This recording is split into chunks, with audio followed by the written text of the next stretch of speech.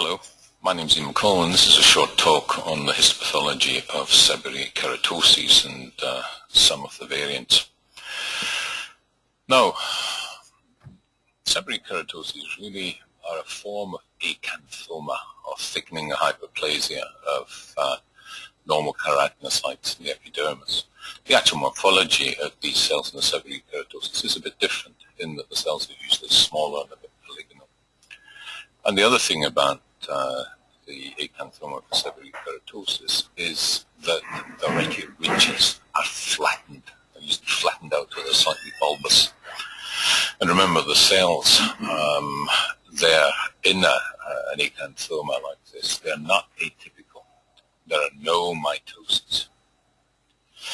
Now, there are a few variants of Seborrheic Keratosis, and you used to get used to these terms. There's the acanthotic or common variant, there's the hyperkeratotic variant, the clonal variant, and the reticulated. And we'll look at examples of these further on in this talk. The other thing about these is they can also be irritated or inflamed.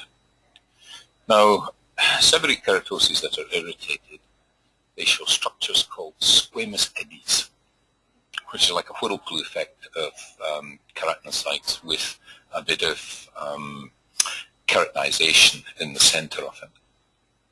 And these are the irritated Seborrheic Keratosis, have these squamous eddies, while inflamed ones show a lymphocytic infiltrate around the, or the specimen is going to be at the base of the acanthotic epidermis. There's another little variant you should know about called a melanoacanthoma. And this is a deeply pigmented variant, and we'll show you an example of this later on as well. But it's made up of keratinocytes and some dendritic melanocytes. And it's increased melanosome production in these dendritic melanocytes that make them so black. Lastly, the stratum corneum above a Seborrheic Keratosis is usually just a loose lamellar type, except if the Seborrheic Keratosis is irritated or inflamed, and then you get parakeratotic features, with nuclei. It's layered, and you've got nuclei within the keratin. And the other little thing to note is the stratum corneum over a melanoacanthoma is always parakeratotic. So that's most of the factual material that you need to know, most of the terminology. So let's have a little look now at the images. And we'll look at them, I think, in the format of a PowerPoint. Let's go back to here. I mean, this is the typical clinical picture of someone with multiple Seborrheic Keratoses. Variation in size, variation in color, variation in the degree of keratinization on the surface. You will see how keratinized this one is, this one is. But some of the others here aren't. And the color can vary from pink right through to black. And when you look at the histology, you see several things that are very characteristic. First of all, these are the cells of a Seborrheic Keratosis here. They are a little bit smaller than the usual keratinocytes that you're going to see, but they're quite uniform. There's no mitoses to be seen. And within the Seborrheic Keratosis are these pseudobond cysts. These all open out onto the surface, even though that looks as if it's contained within it. It'll actually open out at some place. And they're all pseudobond cysts. These look like milia. When you're looking at the lesion or looking under it with the dermatoscope, you see the white, shiny milia of the lamellated keratin in the center of these. And often you'll also get pressure in the basal cells here, thinning out the basal cell, the basal layer. You don't see it quite so well in this particular specimen. There's your typical, well, it's not really a typical Seborrheic Keratosis, and a plastic surgeon was going to cut that off. But he didn't have a dermatoscope to have a good close look at it and see that it wasn't, in fact, a melanocytic lesion. It's a keratinocytic lesion.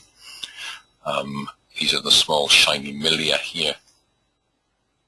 You can see them here in the clinical anyway. They always have a stuck-on appearance in the sense that there's no dermal involvement in the Seborrheic Keratosis. It's all epidermal. Let's have another little look. There's an example of shaved seborrheic keratosis. You get your acanthotic epidermis here. You have your pseudohorn cysts within the lesion. You can see that thin basal layer here that's compressed. I think some people call it the eyeliner sign. And this is a pigmented one. Within this, there's quite a bit of pigment. I think the next image may show that. Yeah. You can see the extent of the pigmentation of the cells that are in these particular areas here. You can see the pigment that's dispersed throughout this lesion. You can see how uniform and bland the cells are here, because often your differential diagnosis is it Bowen's disease? And in Bowen's disease, you're going to have a variation in the size and shape of the nuclei. You may well have, well, you certainly have loss of the desmosomes that link the cells together, and you would have mitoses. So a nice bland surface like this means that it isn't Bowen's disease. What else have we got? Okay. Again, there's a typical solitary seborrheic keratosis, always a bit rough on the surface, and then when you put your dermatoscope on it, here are the various milia that are lighting up, and here are other things called crypts and fissures, part of openings of pseudohorn cysts onto the surface. Let's see if we can see the histological equivalent again of all of these. Well, here's your pseudohorn cyst here, opening out into the surface with the lamellated keratin. Again, your acanthotic pigmented epidermis. I've called that a horn cyst. I think horn cysts really are best described as lesions that are deeper in the dermis rather than in the epidermis. That will almost certainly have an opening there to the surface. Again, if you look at the higher powered views here you've got a uniform bland cells. Again, if we just go in a little bit and look at these, just in a little bit more detail, you can see how bland, in fact, these cells are. There's pigment distributed through them.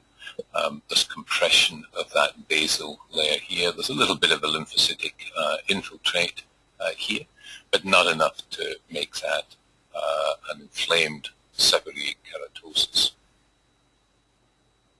Just take this back to the normal size again.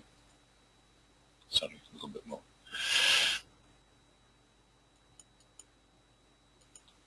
So what makes something an irritated seborrheic keratosis? Usually they're a bit redder. You can see the redness is reflected in the prominence of the blood vessels in this dermatoscopic view here. They're usually looped vessels in a seborrheic keratosis. And if we look at the histology, first of all, you can see here with an irritated one, much greater lymphocytic infiltrate. Look at this lymphocytic infiltrate all around the base of this particular lesion. You've got papillomatosis, a degree of hyperkeratosis here as well. And if you were to have a closer look up here, which we will, at the stratum corneum, you'll see that it's parakeratotic and not just the loose orthokeratosis that you'd expect to see. Let's have a little bit look here closer. Yeah, there's some layered parakeratosis at the surface of an irritated seborrheic keratosis. You can see the nuclei there in amongst the keratin. The other thing about an irritated seborrheic keratosis is the cells look variable. Perhaps that will be better shown in the next one. Yeah. Well, the other thing that we should point out first, a squamous eddy. That's this whirlpool here with the central area of keratin, and that's a squamous eddy. And they are a typical feature of an irritated seborrheic keratosis. Look at the variation in the size and shape of the nuclei here. Now, you might be forgiven for looking at this and saying that this may be Bowen's disease. But if you look, you won't find any mitoses in this. And again, you don't get squamous eddies in Bowen's disease. But it can be one of the traps for a pathologist where they may call an irritated seborrheic keratosis Bowen's disease. Let's just have a little look at the base again. Yeah. I've commented there on this variation in size and shape of irritated seb case, of the cells that's irritated seb case can lead to confusion with SCC in situ. Here you've got this marked lymphocytic infiltrate down at the base of this lesion as well, associated with an irritated seborrheic keratosis. So remember, variation a little bit in the size and shape of nuclear, but no mitoses and parakeratosis on the surface and a lymphocytic infiltrate at the base.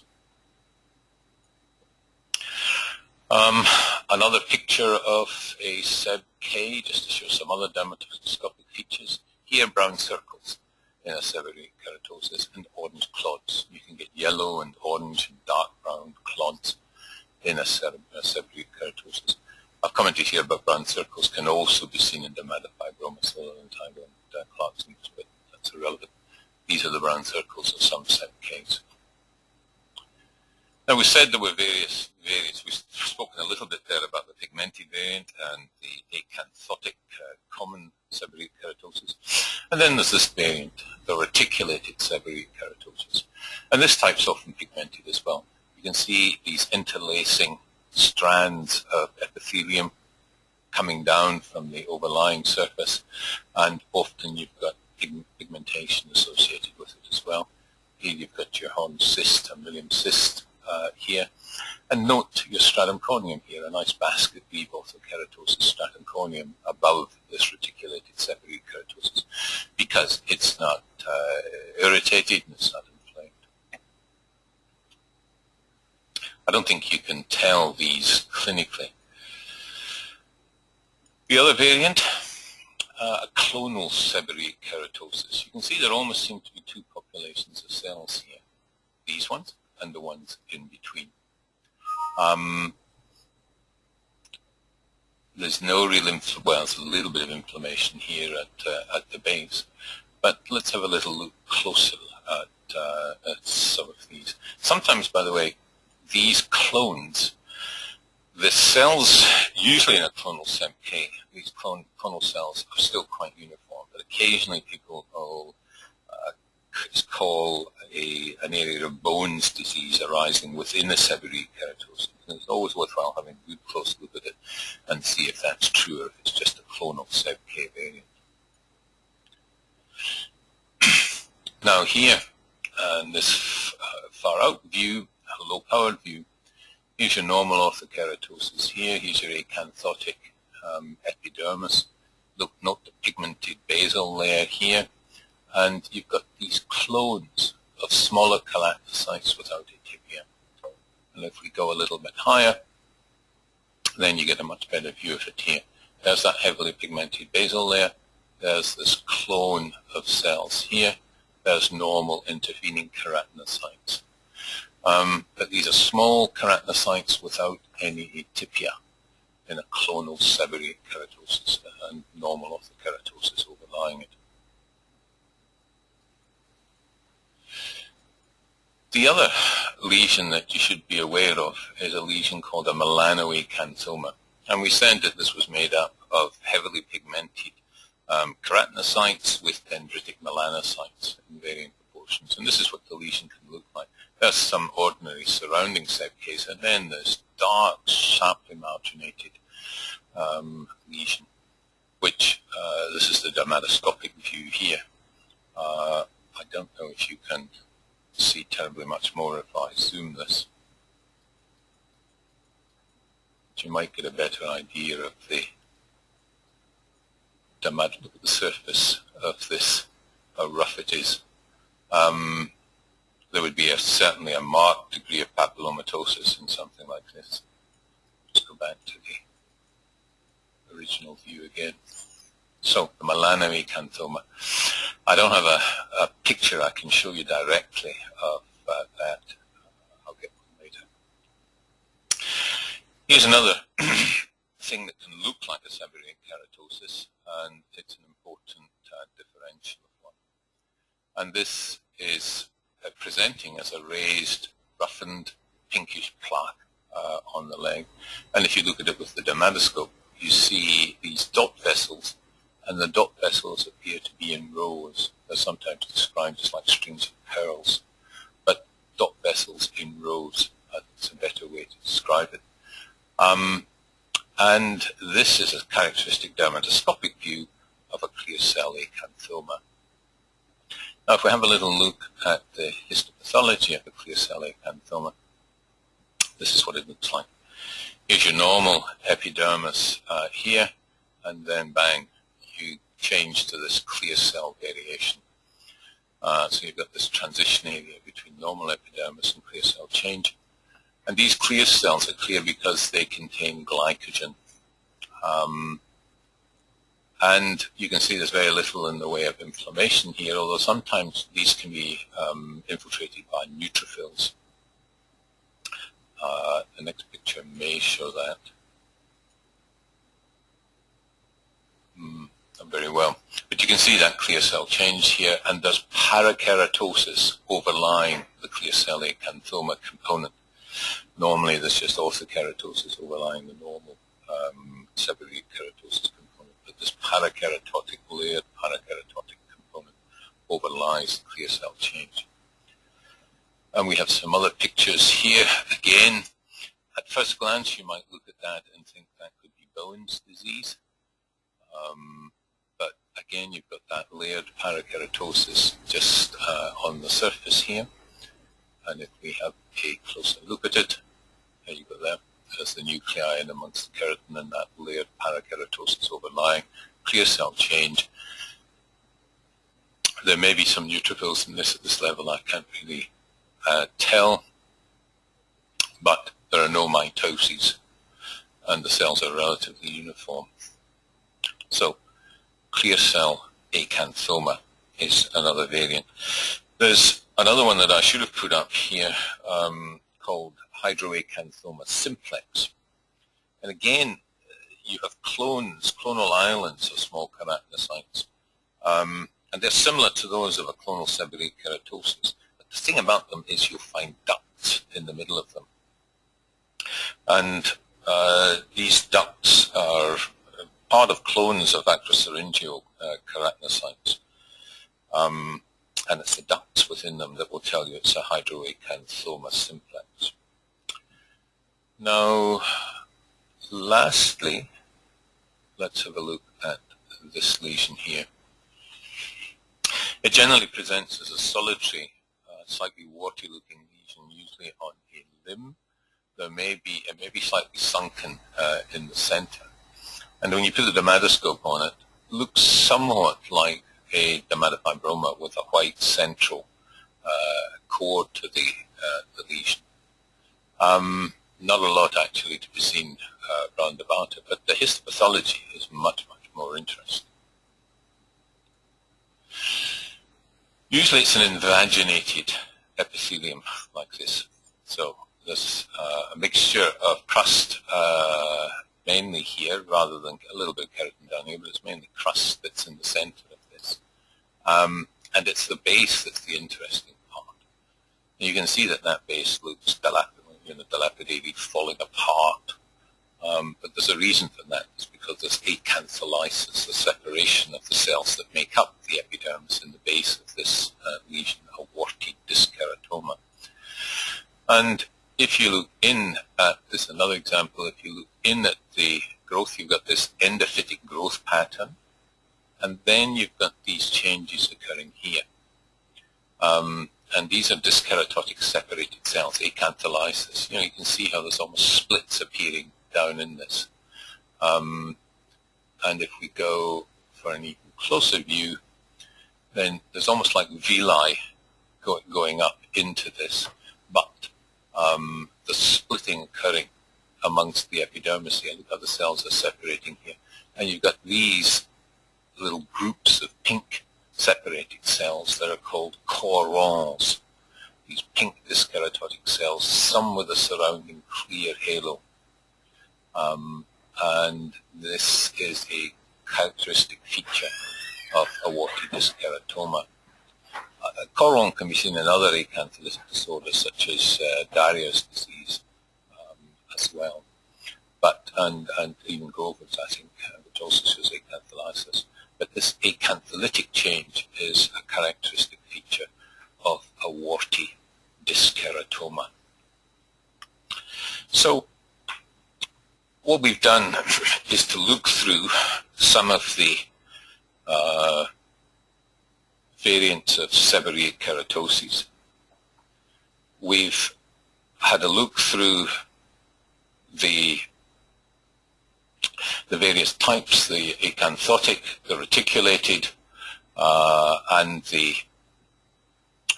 clonal, and the pigmented seborrheic keratosis. We've talked a little bit about hydroacanthoma simplex. We've talked about clear cell acanthoma. There's another one I should have put up there called large cell acanthoma, which again is really just a variant of seborrheic keratosis. I'll add a couple of pictures of that to the presentation here in the blog. And we've also talked about the warty disc keratoma. They're all quite interesting reasons once you get your eye in with them.